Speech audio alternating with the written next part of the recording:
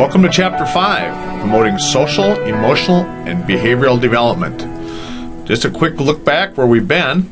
We did Chapter 1 about creating those responsive learning environments, and then we talked about how to plan and organize your instruction, and then Chapter 3 about assessing them for instruction, the different levels that we needed, and then last chapter about teaching them and managing their instruction. And now, as we know that behavioral things get to be a huge part of learning and teaching in school for our kids with learning disabilities, so we'll spend a period of time with this.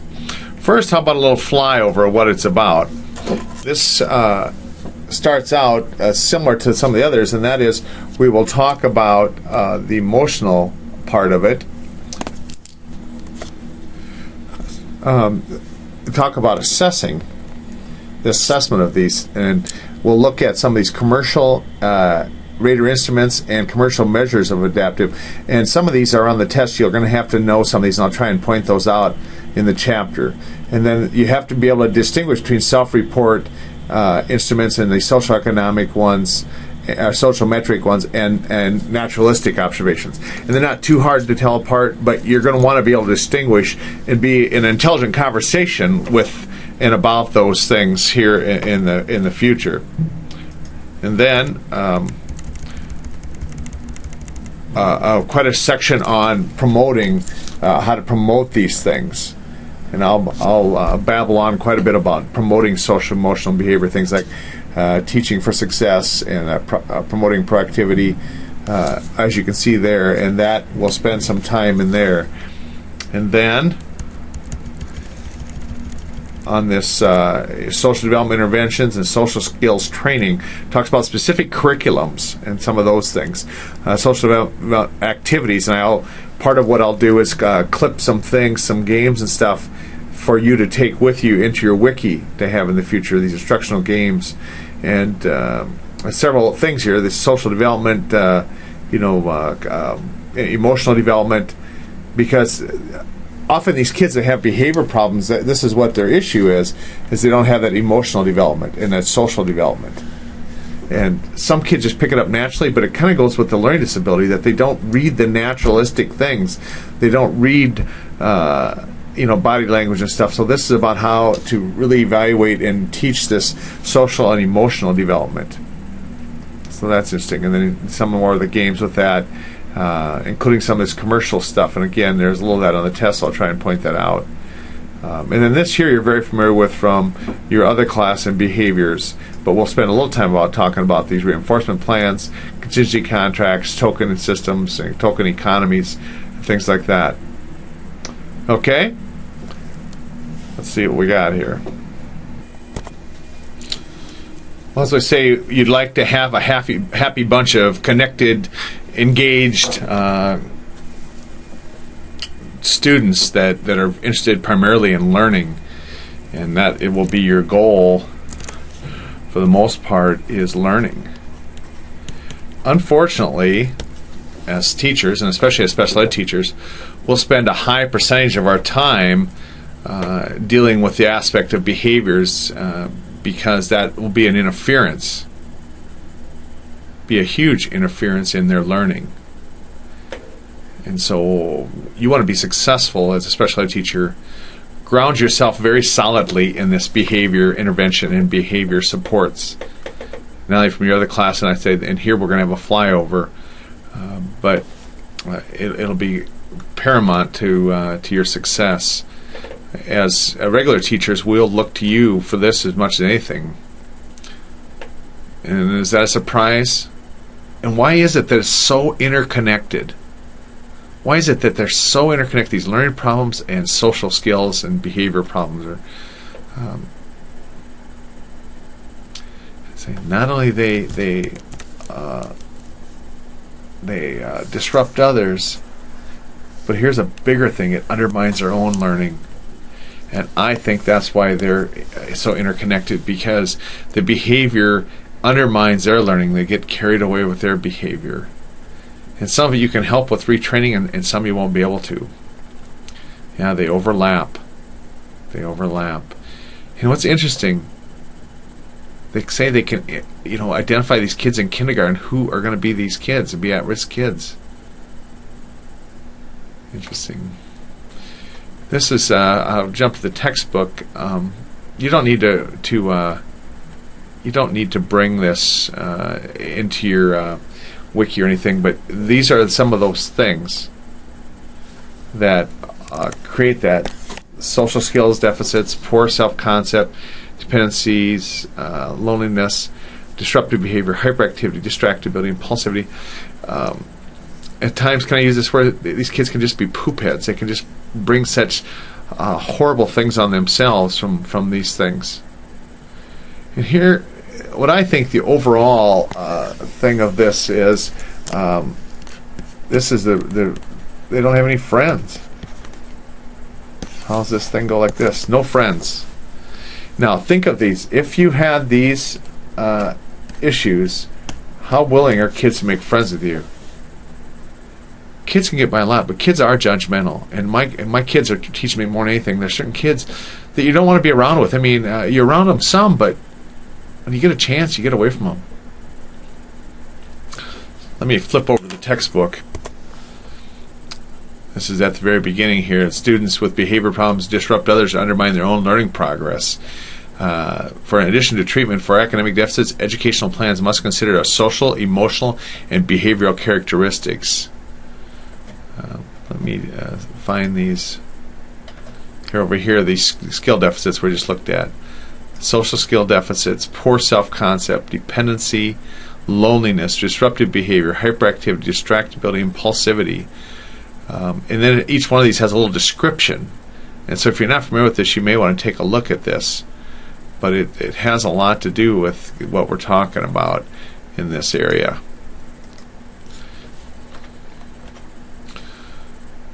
Consideration of type of behavior in this process, frequency, intensity, and duration.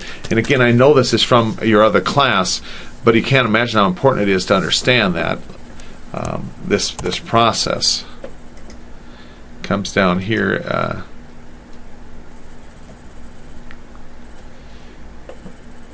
And when you assess this social emotional, you have to have an ecological assessment. Includes evaluation of the student's behavior. Currently, no single test can do that. You hear me? No single test does this. This is why you have to describe, and so many of this is from subjective things like checklists and rating scales. Can be obtained from teachers, parents, students, peers, as well from records of social development things from their history. You go back to their files and look at what that looks like.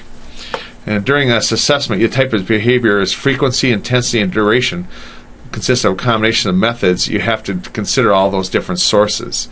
And you know where this leads us, don't you?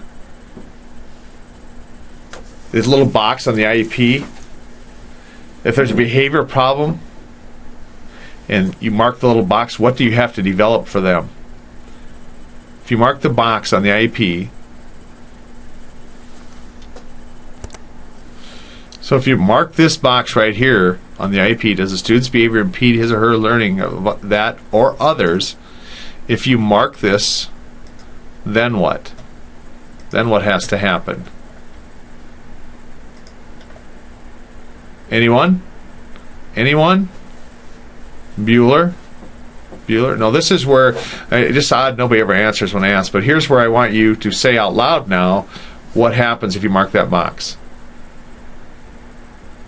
Okay, if you set a BIP, Behavior Intervention Plan, and an FBA, Functional Behavior Assessment, you would be right. Okay, and so that's what happens, and you make this assessment. That's why we do this, to mark that box in the IEP and make that determination. Multiple sources, you do this. You functional analysis of what the behavior serves for them, and you go from there. So there's several. Goes right into commercial observer instruments, and let me go back to the notes here. This is that. If you mark that box, students displaying serious behaviors, you have to do the FBA and an intervention plan and a manifestation determination to review students' ability who removed are removed from the school more than 10 consecutive days. Do you know what that's about? I'm sure you do, but let me just give you that. That manifestation determination says we get together back to the IEP team and decide if this behavior is a result of their disability. Do they know what they're doing is wrong? That's what that's about. FBA is a comprehensive and individualized approach to identifying functional relationships between behaviors, antecedents, and consequences. This, again, is what we call that ABC. It's a lot of order here. A, B, C of the FBA. The antecedent, the behavior, and consequence of what they're doing. Can also be an effective assessment technique for dealing with students who have persistent patterns of minor behavior problems that may indicate more severe problems. Just remember that acronym, A, B, C, for that. Includes two processes. Descriptive analysis, use multiple sources of that, finding out what it is that interviews, checklists, behavior rating scales, direct observation, and that you know about that is where you literally take data as you observe and interpret that. And then you describe and predict, describe and predict the problem, and then this functional analysis used to test and confirm hypotheses about the functional behavior problem. So what is it they're doing this behavior from? And this is why sometimes they get into literally teaching skills because they don't have the skills to manage this. Then the BIP is relevant. The FBA lead to the development of the BIP, which must address behavior that led to that student's removal. And the manifestation determination must be conducted to determine if there's a causal. Hey, like that word. That is a graduate student word from research. Causal relationship between a student's disability and the misconduct which the student's being disciplined. The mentally retarded young boy brings the handgun to school to show his friends. There's where we have that. The only time I had this meeting was 14-year-old girl going on 21 runs away from home for several weeks. When they find her, she's laying on the highway, and apparently she got in with the wrong bunch of guys, and they took turns raping her going down the highway and threw her out the back of the moving van going down the road, and she had some closed injuries, and she had this one. You know this term? Traumatic brain injury. And she did something. I had her for about 3 months when she one day decided to bring a can of beer to school that she said, I found this in the street on the way to school. So in this manifestation determination meeting, the mother said, yes, that's the kind of beer I have in my refrigerator, but there are none missing, so I'm sure she did find it in the street. Nonetheless, the school, my school, found that, yes, her disability did prevent her from understanding that that was wrong to bring the can of beer to school. I thought she got off way too easy because I think she truly did. But that's what you do in this manifestation determination.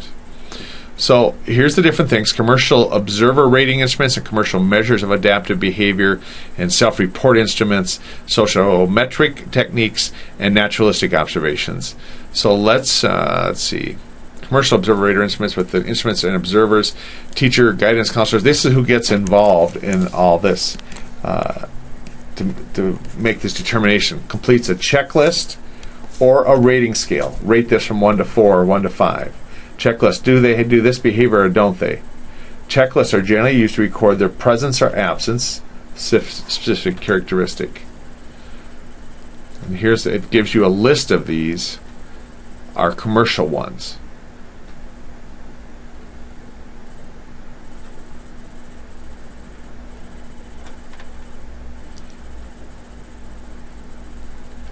Let's go back and look at these, and we'll go to the textbook here in a second. And adaptive behaviors are the way an individual adjusts to the demands and changes. Okay. You ever hear this? We talk more about this in more severe and profound kids. This adaptive behavior. What is their adaptive behavior? Refers to the way an individual adjusts, okay, to the demands and changes of the physical and social thing. For example, normal developing children, this never becomes an issue. they just automatically adjust. You may have to have little tweaks at home, but some kids, especially if they're lower functioning, slower kids, we go back to that bell-shaped curve, if they're on the lower end of normal, these aren't as normal for them. And there's 4 measures of the adaptive ones: adaptive behavior scale, adaptive assessment system, scales for independent behavior, and this Vinland, the most I'm most familiar with that we used when I was teaching, was the Vinland adaptive behavior scales. And hopefully someplace along the line in assessment or in behaviors you have administered one of those, because we had to administer those as the special ed teachers to kids that we suspected had some adaptive behavior needs. But those are commercial things for adaptive behaviors. These back here were commercial observer rating instruments. These are for adaptive behaviors, and you have to be able to distinguish which one is one. And then this, a little more different level, is the self-report instruments. Self-report techniques allow students to report on their own. Isn't that interesting? Some of us aren't real comfortable with that. Self-report procedures obtain information directly from the students, thus the information is totally subjective. Subjective meaning it's interpreted opinion. So these things, and I know this is on the test, we'll go to the textbook, you need to know which one is a Q-sort technique. The social metric are commonly used to assess social skills and related problems. 3 categories is this: peer nominations, peer nominations, peer ratings, and peer assessments, and there's some flaws to that. I want you to do this. I'm going to ask you this several times. Will you, up here with this on your notes now, give me the definition of the word social metric? So you understand what that is? Put it right next to here, a little definition, social metric. And some of you have done this as you filled in notes for me. It's may have been red or yellow or something. Thank you much for doing that. Sure makes them easier to find and evaluate quickly. But make a little definition there of what a social metric is. You can just pause this, Google it, put it in there. You don't have to have a long one, then just put it in there. Okay. And then a sociogram provides a visual record of the group's social structure. And again, I'm going to hope that you know that term, a sociogram. It's a visual record of a group's social structure. And you plot that out. Then there's naturalistic observations, like direct observation, in-depth study of possible problem behaviors identified by rating scales, checklists, or interviews. But the thing is here, you or someone has observed them and evaluated them, marked them down. You observe that behavior, observe that interaction, you observe the environment, and you can do role play assessments if you have to, but it's all that it's directly observed. All right. So let me jump back to the textbook here so we can kind of see what that's doing here.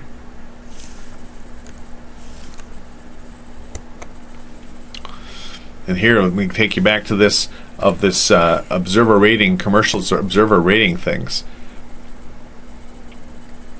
And those were our deficit areas right inside that first page. Here are the observer rater instruments, and these are commercial, meaning you buy them. And sometimes you're at the mercy of the school district you're working for as to what instruments they use, because they cost money. But if you feel strongly and you get more versed, and I'm saying we first put you out to the first year, you kind of go with what they're using. But by the 3rd or 4th year, especially if you become a little more versed in behavior, working with behaviors, you may be able to make recommendations and purchase some of these other ones here. What you want to do is know exactly what they do and how to use them.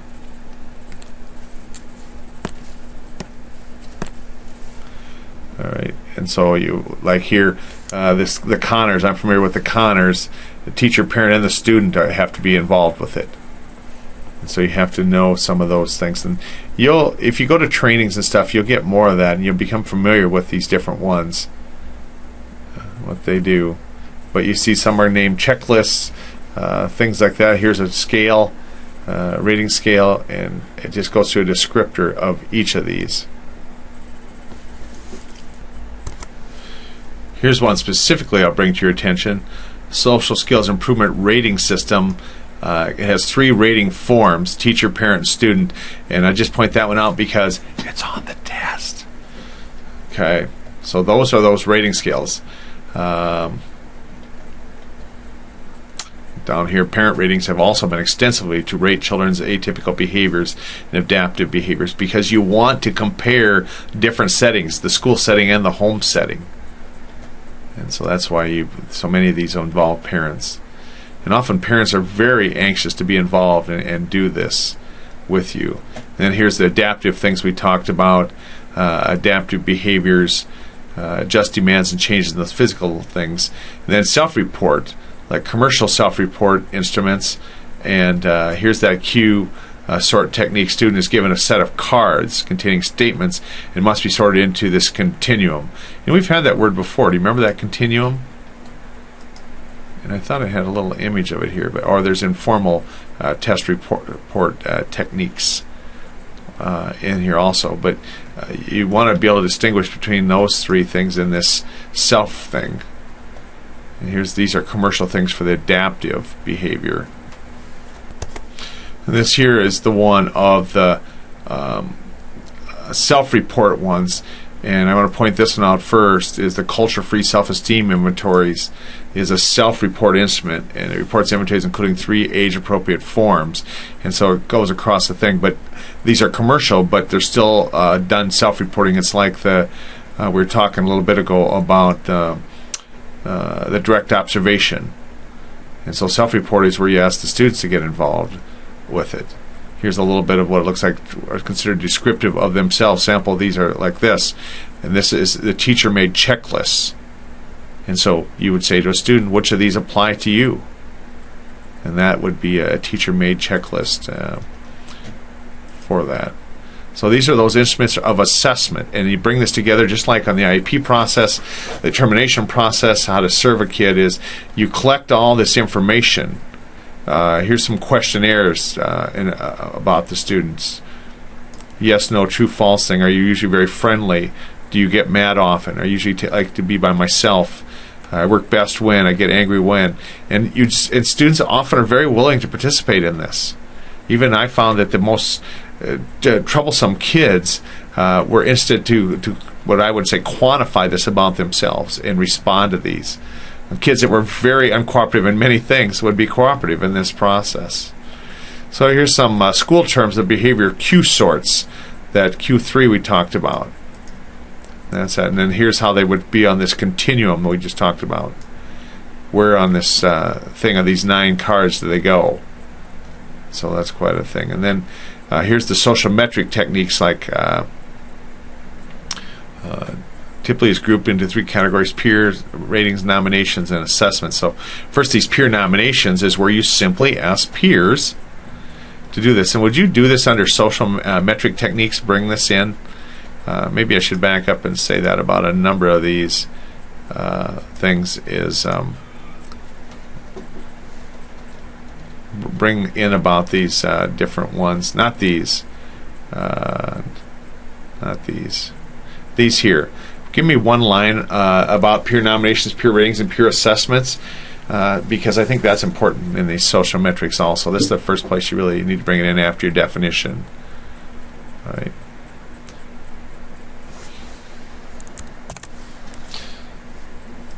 And you just, because I want you to be aware of what these are. And again, when I was teaching behavior disordered kids, we used these kinds of things because it was important to see that relationship they had.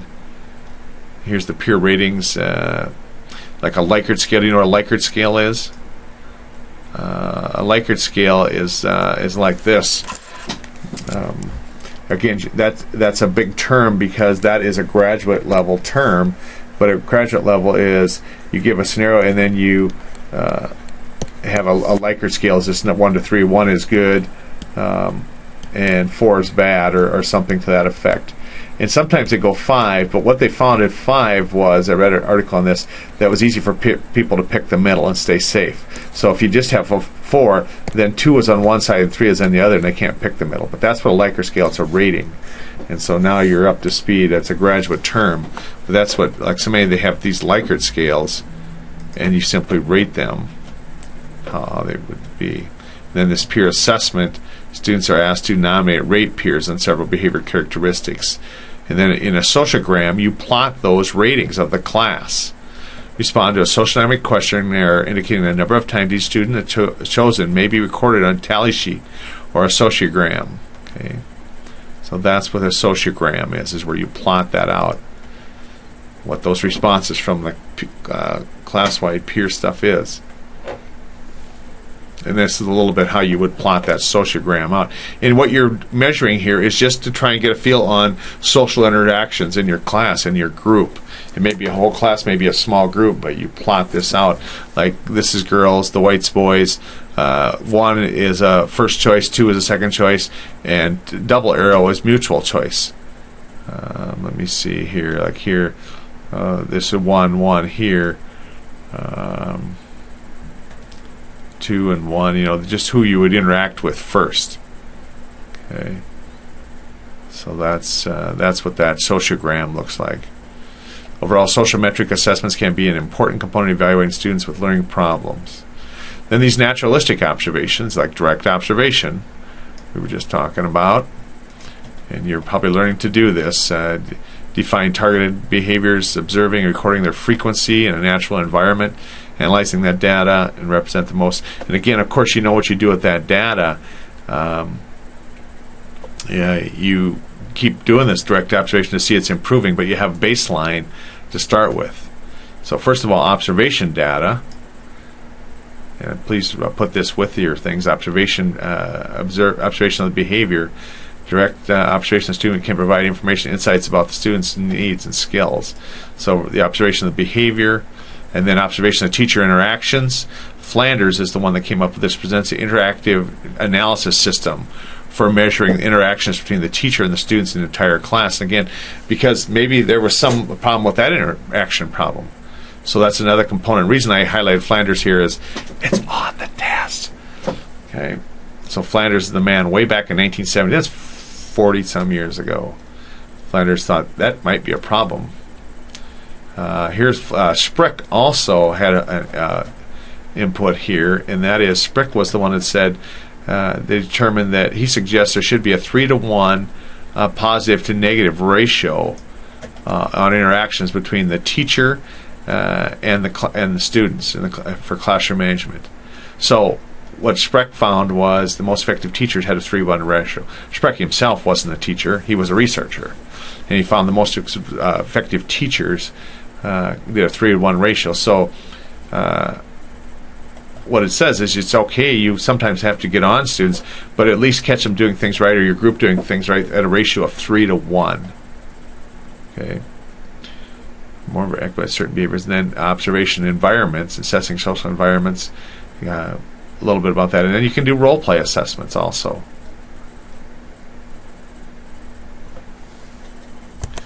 So I would like you to put one line for each of these under the naturalistic observations, like observation of the behavior. Those are there for you. Can you just put one line to describe those for yourself, so you have them? Observation of teacher-student interaction, observation of the environment, and the role-play assessment. Just one thing about each of those. Okay? That's your notes. We'll move on. And now we get to these general techniques for promoting social, emotional, and behavior development. And this is a big section here, but what are those techniques to promote it? Well, positive behavior supports. Are you familiar with that? Anyone? Yeah. Well, I want you to teach effectively and provide feedback. Let me go to the notes here a little bit on this. Those naturalistic. I say you're going to put one line with each of these 4 things here. And then these general things: teach for success, focus on promoting activity, promote cooperation, teach self-management. These are the things. And could you, again, I'm going to take you back to the textbook and kind of run through these, but give me a couple lines or a line to help you with each of these. And let's look at the textbook as to what they're about. Here. So first, teach for success is you teach effectively, provide feedback. I thought there was 3 of them.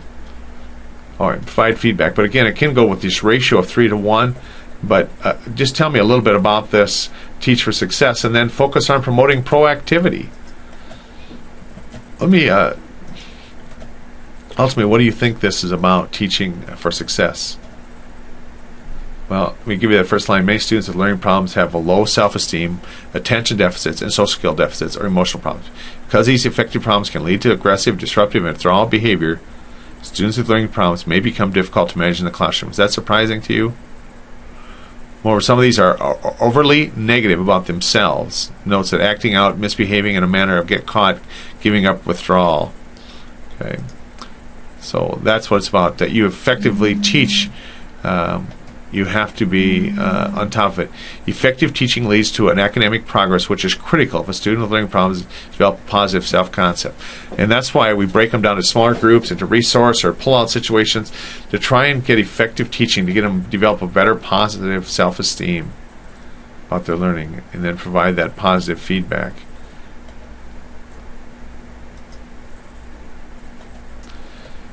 Here's variables related to effective instruction and difficult to reach students.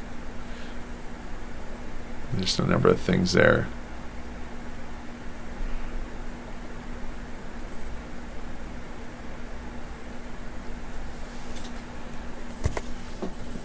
These here are in your in the notes also coming up about how to have effective instruction for these difficult to teach students. And it talks about these pre-instructional variables, and then instructional delivery variables, and then even the testing variables. I don't know, it's another slant on it, I guess. And then how to create these, what did we call them, the proactive,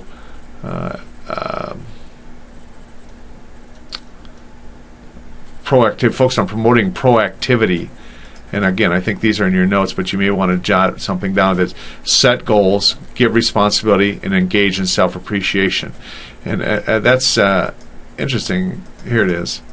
And please give me one line about each of these. But what is interesting about that is one of the things I found raising boys is this thing about give responsibility, that I think my kids have become mature quicker because at an early age they had chores and responsibilities, and they still complain, you know, that I'm killing them. But what I've seen in them, it gives them confidence that they can tackle other tasks.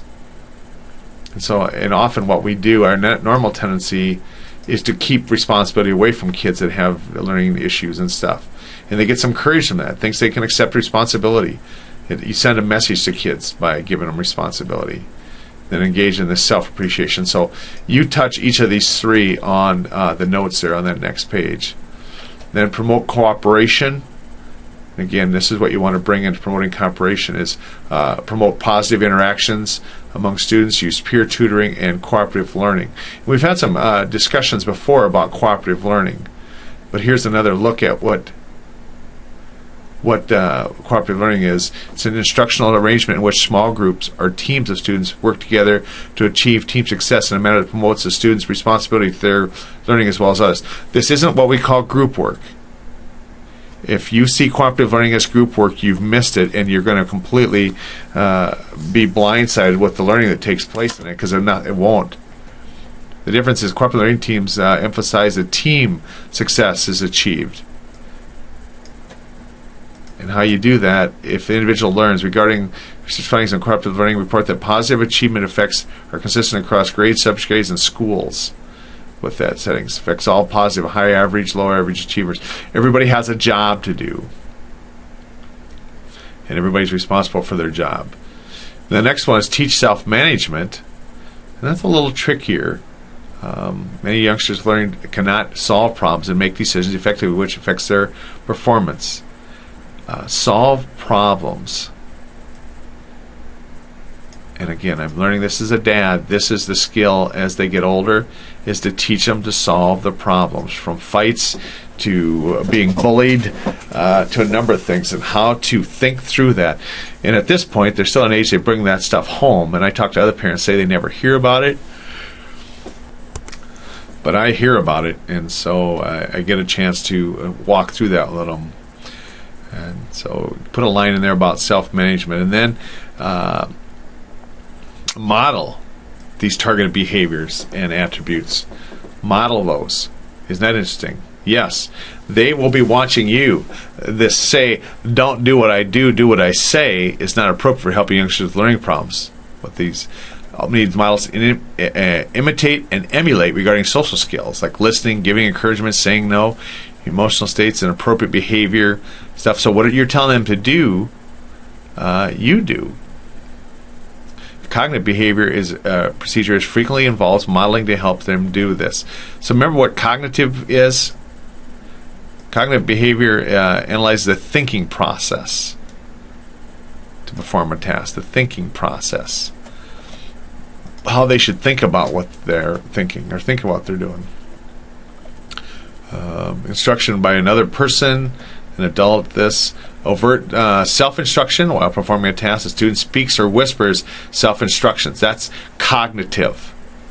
Here, instruction by the other person, adult, models as the teacher performs a task while talking aloud. The teacher models it, how to talk out loud and think about it. And then covert. Covert is this: the student guides performance through a private speech. So it's this inner speech. That is, another time I heard it call this self-talk, positive self-talk. That's what cognitive is. Then set up models in the classroom and focus on motivation through the behavior modification. But you got this here for that last one. And then focus on motivation through behavior modification. Given their failures and difficulties in acquiring information, many students with learning problems understandably lack motivation. Now, is that new? Is that new? No. If you've worked in special ed at all, you know this. To work in school, in particular, getting early reading failure is linked to lack of motivation. That's the heartbreaking thing right there.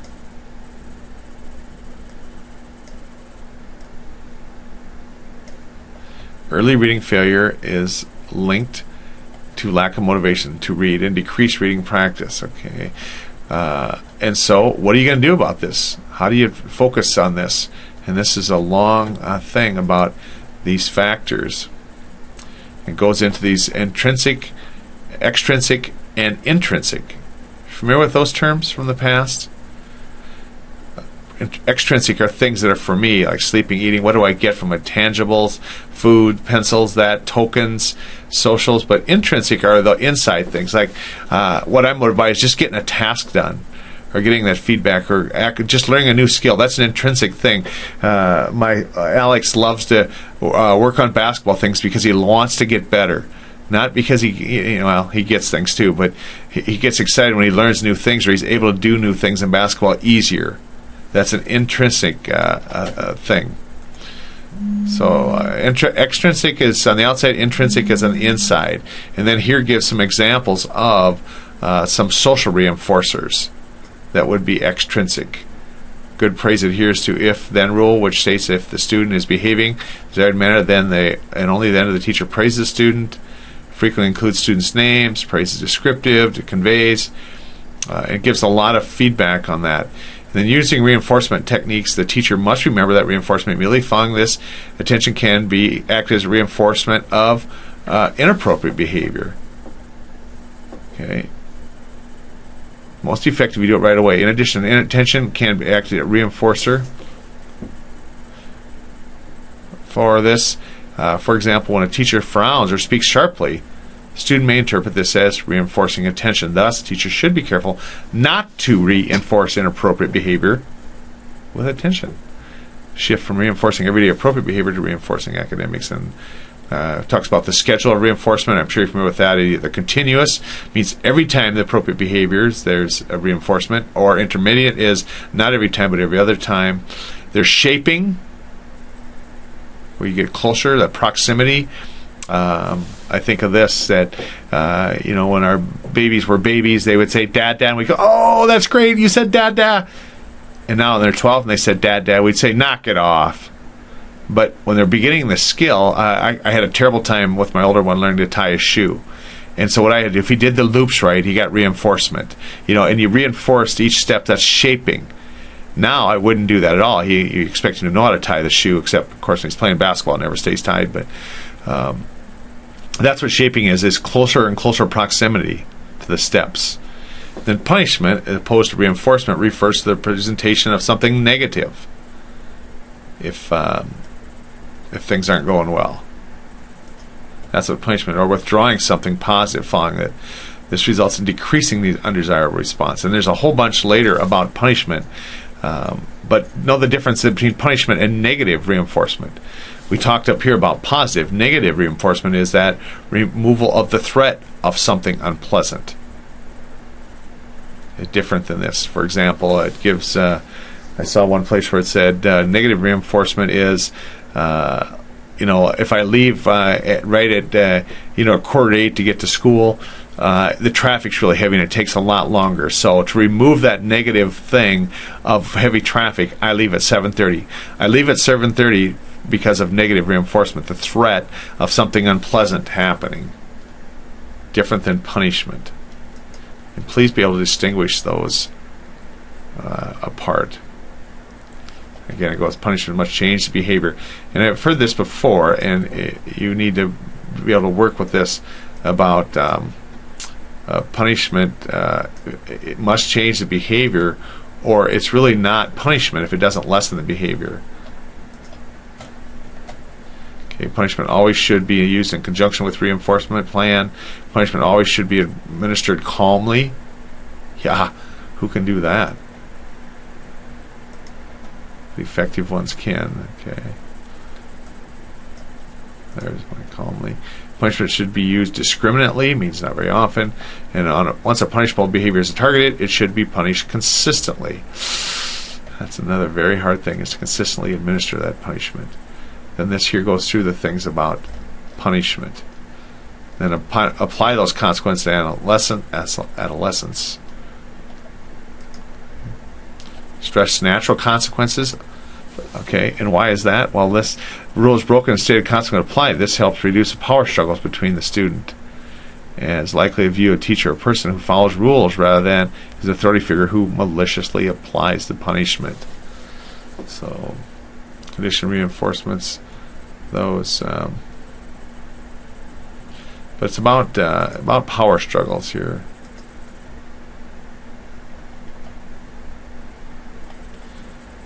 So here's activities for increasing on-task behavior. And again, I'm going to go back to the notes because they're all here, but it's quite a lengthy thing also. And I'll just grab them here in a second. There's one in here that... So here was this. Okay.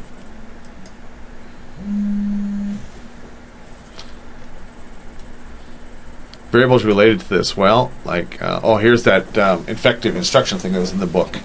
Arrange the classroom space, rules and procedures, managing academic work assessments, pacing. Remember we talked about that before, how fast or how slow you move, time allocations to do things, engagement, this, and this is straight out of that book. How to teach difficult to teach students.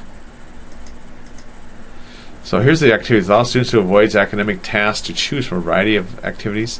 And I'm going to do something here. I'm not going to read these. I'm just going to click those and leave them a second, let you read them.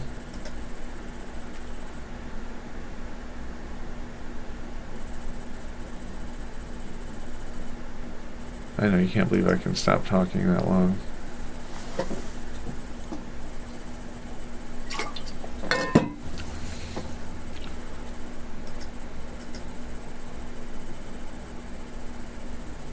We talk about contingency contracts later.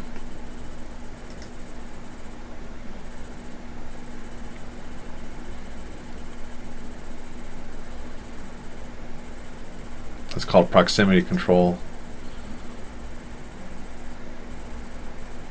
Modeling.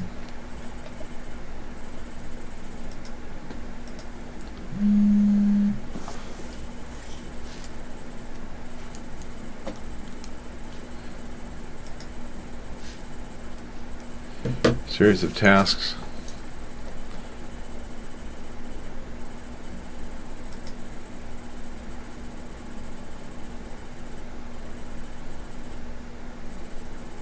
Or look at some of those games. We've done self-correcting materials. See how it's starting to tie together? What does that mean? You throw the spinner and you have a series of 6 things that are reinforcing that they get to do with play on the computer, read, free time, go get a drink, something like that on the spinner. What? what I was going to do is quickly show you. This is the assistance cards here. You tip this up, and you see this in classroom management sometimes. Different ways that a student can let you know they need assistance. Those would be assistance cards like that.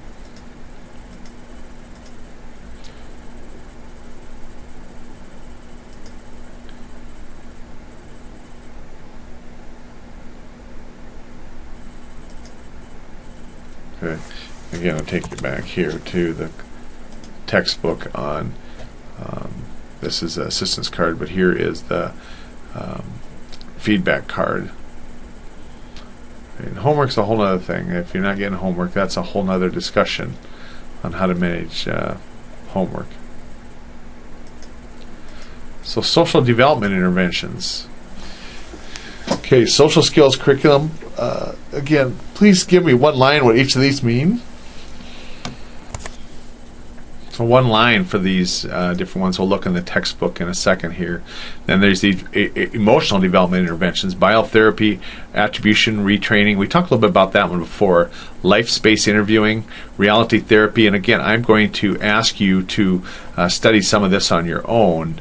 But each of these, let me back up here. One line for each of those, and then these also a definition, a little bit about each of these four, and they're really quite cool. I think some of these to work with these emotionally involved kids. And then how do you improve mood states, projective things like role playing, puppetry, and the whole thing with projective is how they would project themselves in that. For dealing with temperament, suicide, and general personality variables. Yeah, so we'll look at that a little bit. And then it goes into the activities. But let me take back to the textbook, continue on a little bit about these interventions. Well, social skills training, and quite a bit written about that, how to train this area. Facility acquisition of social skills. First of all, description involves the primary oral techniques in which this teacher describes how to perform a skill. Then you model it, can rehearse it, and get feedback on how you're doing with it. But I want to move down here to these skills that we talked about. The following social skills curriculum consists of four main areas: a conversation skill, a friendship skill, and they all deal with this social skills curriculum can be used. All right. So one line with each of these, because again, you can see these would be very paramount in student having a good self-concept and problem-solving skills. Okay, and here's one that has a social skills curriculum that they've written, and it talks about these different social skills curriculum. Sometimes you go to a school that has purchased a commercial social skills curriculum. I think sometimes you're equipped as well as anybody to deliver this. All right.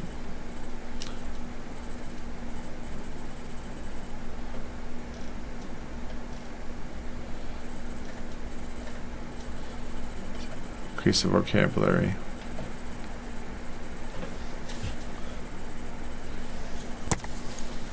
These instructional games in social development, here's what I like to do. There's some commercial ones, but these that you can make, I'm going to do this. I'm going to clip these like this. And what I would like to do then is just import them into the course wiki. And that didn't work very good. Bring these into the course wiki and have you just take them and implement them, or embed them in yours. I'm just going to clip these one by one and have you import them, and just, if you would, don't link them in yours, embed them so you have a reminder. But again, I want to equip you someday when you're trying to figure out things to do to work with kids, that you'll have some references for yourself here. There's 1, 2, 3 different ones here. And these over here are commercial ones. I'm not going to clip those just because I think you'll be able to find those. But there's commercial and some ones that you can make here. I'll give you some ideas. So here's those social emotional interventions like a bibliotherapy. It's a technique and used in reading materials to help students better understand them than problems. So it's a thing that they read. It's based on books. They read about themselves. Okay.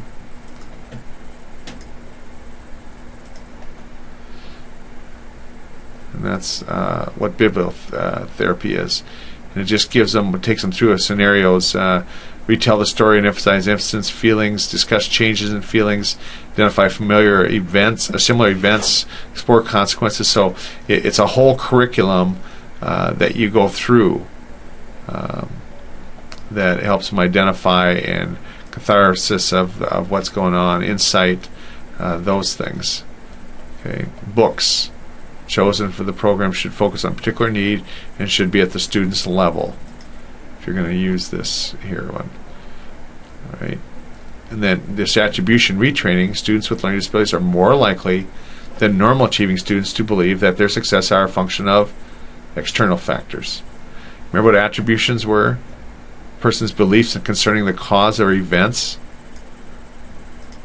Students with those who believe in an internal locus of control. You're familiar with that term, internal locus? That's a psychology term from your Psych 101. Explain the outcomes of their actions on the basis of their abilities and efforts. So when they do well, because I did well, I worked hard in control, where kids with learning disabilities tend to say anything when I don't do well, it's because of some external thing. That's attribution retraining. And what you do is take them through a series of successes. If they have these repeated failures, they start to believe that's what it is, and so you need to start helping them build successes. And you need to make some notes in your notes about this. Studies have found that teaching students to attribute their failures to an insufficient effort can result in increased persistence and improved performance. Nobody likes that. I don't like that. When I have failures or I don't do well, I don't like dealing with the fact that it might be my effort. But as you and I know, often that is exactly what the deal is. All right, so that's what that's about. Reattributions is reteaching that. Teachers make statements that reflect effort. Students teach students to attribute difficulty to ineffective strategies, arrange for students to this. So one of the things that students will say is, I'm dumb, I'm not very smart. Or is it that you're not giving your best effort? You, as teacher, will be the encourager. And then this life space interviewing is interesting. Is a verbal strategy for intervention that can be used in a classroom managed a crisis or everyday problem. Technique attempts to structure situations so that the student works out the problem independently. Solving your own problems? Interview is designed to be free of judgment. The teacher is simply to listen and help student make decisions about how to handle the problem. Ultimately, again, what you're trying to do is help the student lessen their guilt about not being very smart, not being able to handle things. The classroom teacher may be best use of life space to provide emotional first aid times of unusual stress. All right. So as the crisis works, evokes verbal interventions. They note that the key to success of failure attaining therapeutic outcomes. But ultimately, what you're doing is helping them deal with the guilt of their crisis. Life space interviews. Then here's reality therapy. Glasser. Again, in your Psych 101, you had to talk about Glasser and his reality therapy used to manage behaviors by teaching students to behave responsibly and face reality. Interview technique similar to life space interviewing is used to attempt to help students make sound decisions when confronted with a problem. In reality therapy, all students are assumed to be responsible for their own behavior. And that's probably the biggest thing there. They're responsible for their own behavior. Nothing external that you chose. And inappropriate behaviors are not excused because of unconscious motivations. So that's Glasser's reality therapy, and it takes it through. Michael, what just happened? Nothing. I thought I saw you push Susan. Yeah, maybe I did. Tell me about it. I was running to get to the line and got shot, and she got in my way. So you just walk them through that. Then here's the techniques for improving mood states, and this is what you want to bring it to there, is this temperament. We talk more about this when you have your own kids, what kind of temperament they have. They have the mom's temperament or the dad's. You reward on-task behavior and discuss positive consequences of that. Temperament is some students with learning problems have a temperament that predisposes them to be less task persistent or display less social flexibility. Thus, educators should strive to develop interventions which lessen the negative effects of their temperament, because little interventions and research exists in the area of following this. So it gives you things. But here's what we say temperament is at our house. It's how you're wired. How you're wired. And here's the thing about suicide related drawings. And I'm just going to let you do this personality variables. And then here's the projective techniques like role playing or puppetry. And you just make a line for each of those of how they affect this projective technique. Projective is teacher can use various projective techniques to encourage students to project or express their feelings and emotions. And sometimes it's much safer in role playing or puppetry than it is in normally. I need a break here. So these emotional activities, let me just go back to the notes a second here. Improving the moods.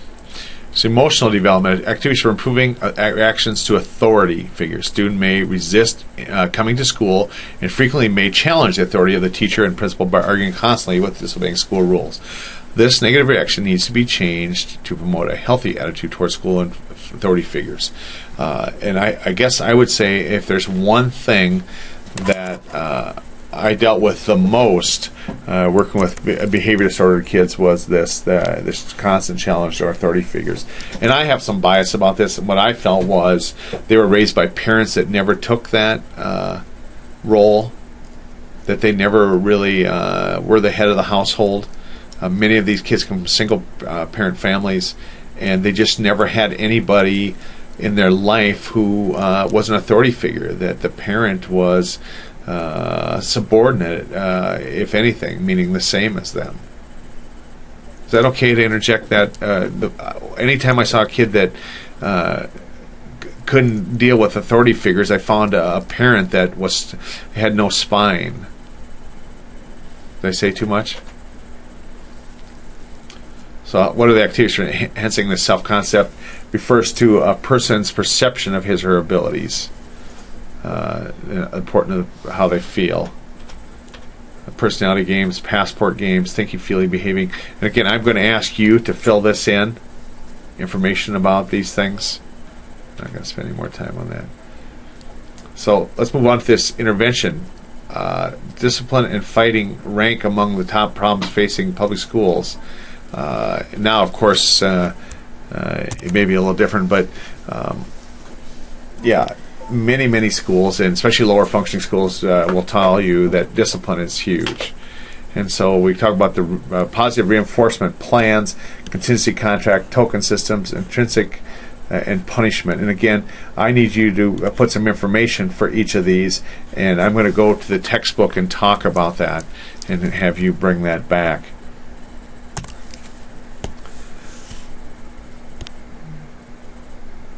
Here's the thing about authority figures.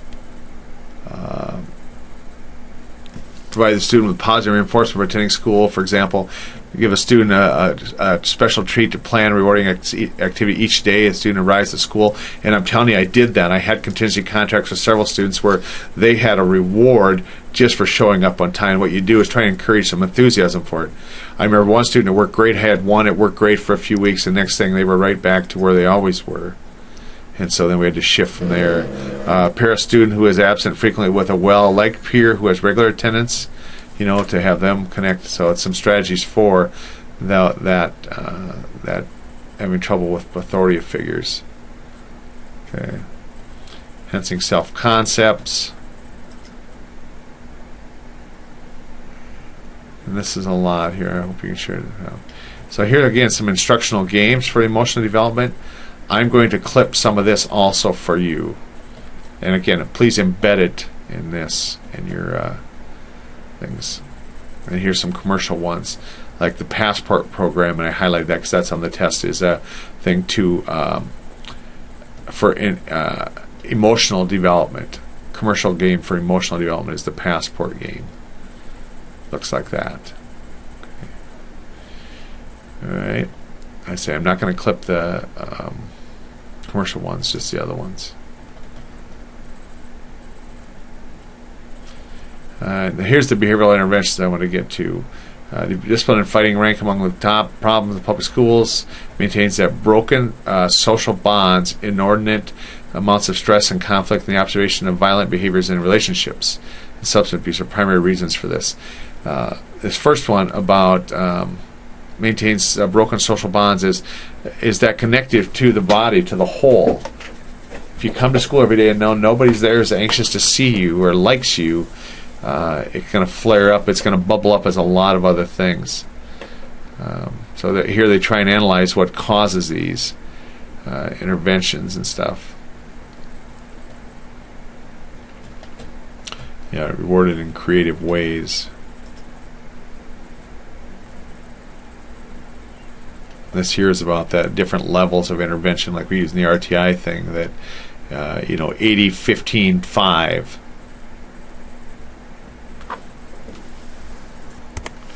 Remember, it looks like this. That 80% here, the students in a school who typically respond well to a good core curriculum, and then 15% needs some assistance, and 5% will need intensive special ed eligibility determination. It's the same with behaviors as it is within learning instruction. So that's what that's built on. Positive reinforcement plan. You saw this in this, that this is the baseline graph here. First, they're looking at out of seat or staying in seat behavior, and at first they're only in their seat about 20% of the time on the baseline, and you see how many points. This must be different observation points, and then just praise and attention for staying in the seat. Look how much more they're in the seat. Then they stop that. It goes back to return to baseline lower. So then they come back with praise and attention, and it comes back up. And what you do that, you're really testing this model of that's what's doing it. That's why you start, stop like that. And that's how you graph that. So positive reinforcement application principles to help manage class. Many teachers apply these principles in a natural way without taking time to write a behavior plan. Okay, and it talks about this. And then this contingency contracting, you must be familiar with that by now. It's a contract and agreement, verbal or written, between two parties. The term contingent means that there's a relationship between what one does and the consequence of that. So a teacher can help motivate the student to do that. And I have worked with a teacher that was phenomenal at that, contingency contracts. Contract is based on the PREMAC principle. Familiar with PREMAC? Which states that the frequency of a less preferred activity increases when it's followed by the opportunity to engage in one that's more preferred. Here's the example. If a student would rather play outside than sit quietly in the classroom, the contingency contract might state that sitting quietly in a certain amount of time will be followed by outside play. Okay, the following steps are involved in writing a contingency contract. And it goes through these steps of a contingency contract. And here is, I'll clip this if I remember also and have you upload, just to have a little look of what a contingency contract is. It's very rudimentary, but it really doesn't have to be much more than that. Okay. We go to a token system. Token, is anything that you get in return, like our tokens. My tokens are money, but a token system is something that it can be of value later. And here's the thing it says about a token system. Behaviors must be enforced or stated clearly. Procedures are devised to giving out reinforcement stimulus when the targets occurs, and a set of rules explained to govern these. It's sometimes known as a token economy. It's given a student immediately after the target behavior occurs. And then they collect these tokens and they use them to buy other things. And I give some examples here, like listening to records for 10 minutes, 10 tokens, purchasing a baseball trading card, 15 tokens. And you decide what that economy looks like, how they're going to get them and stuff. And you may have a, an economy that is a balanced economy where they could lose tokens, but that has to be clearly stated. Distinguish these checks, okay. and where it comes and goes. They can lose them if they're not. Response cost, what it's called. Use the conditions under which the tokens are earned and when they're lost. Okay, that's response cost in it. And here's the thing on extrinsic reinforcements. Talks about those things again. Extrinsic meaning those things that are outside that motivate us. Again, you're studying this in another class. Here's the advantages and disadvantages. This is really interesting about these different things. And here's the whole big thing on punishment, where you distinguish between punishment, reinforcement, negative reinforcement. I'm going to let you read that.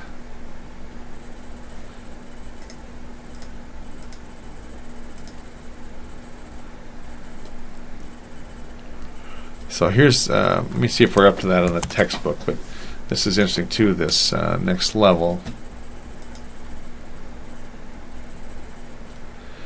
Oh, yeah. Punishment prevention strategies. I thought this correction plan was interesting also. On punishment strategies, like verbal reprimands. That's how you get their quiet time. Owing time. You know what that is? You owe me time back for the time that you wasted.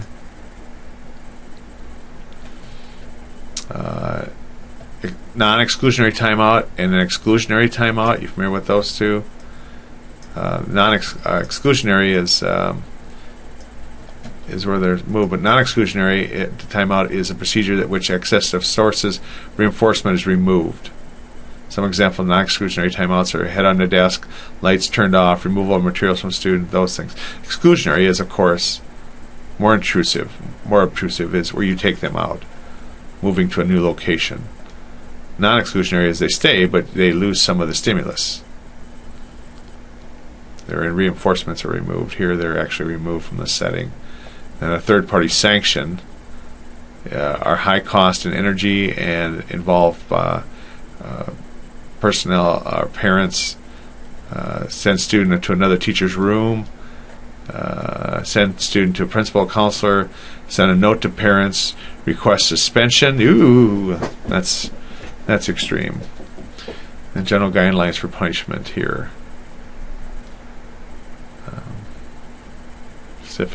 Specify acceptable and unacceptable, be consistent, always implement punishment with a concurrent plan of reinforce, administer it calmly, and again, isn't that easier said than done?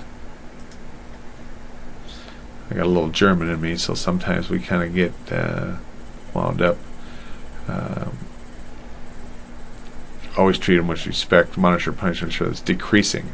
And why that's important is because if it doesn't decrease the behavior you're targeting, it's really not punishment. Let me give you an example. A student I worked with, in the course of a school year, had 82 ISS days. Now I know that sounds crazy, but if ISS is a punishment and they have 82 days of ISS, did it punish the behavior? Did it lessen the behavior? Nope. Here's the surface behaviors, and then I want you to bring this in, and what I call the surface thing, like plan ignoring. These are, if I could say, these are the knucklehead things. Long and Newman have this about surface behaviors, managing surface behaviors, laughing, passing notes, talking, turning around, humming, pencil tapping. And so just put a one line for each of these on these surface things, but I call it knucklehead stuff. So you know that, okay. And then behavior development activities as much as possible. Ignore disruptions, ignore out of seat behaviors, use a timer to see how long it takes, periodic breaks, contingency contracts, agrees seated for a period of time, cut out a figure of the student that includes a large pocket and tape it to the wall. Whenever the student behaves appropriately, let's put a chip or token in the figure's pocket. When the student's engaged in appropriate behavior, out of seat, talking to this, remove a tick. That's the response cost. It gives you some things here.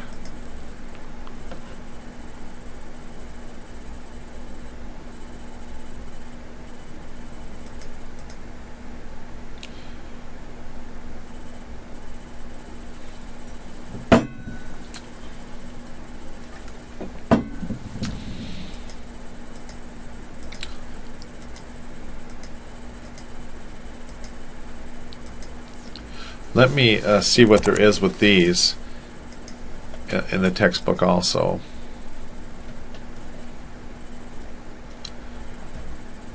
There's their behavioral strategies. Again, other than the commercial ones, I'll try and remember to clip these. There'll be a lot of them, but just see if you can find spaces for them on your wiki thing, because some of this stuff is really quite good and I think could be of help to you in the future. Monopoly board, I'll give you a little clip of that if I can. I'll try and organize the best I can. It ends with it. Okay. So this perspective of it, academic difficulties clearly cause frustration, anxiety, low self-esteem, mood swings. But not only that, folks, it caused a lot of the same thing for us as the teachers. And so you want to read that. That's chapter 5. Thank you.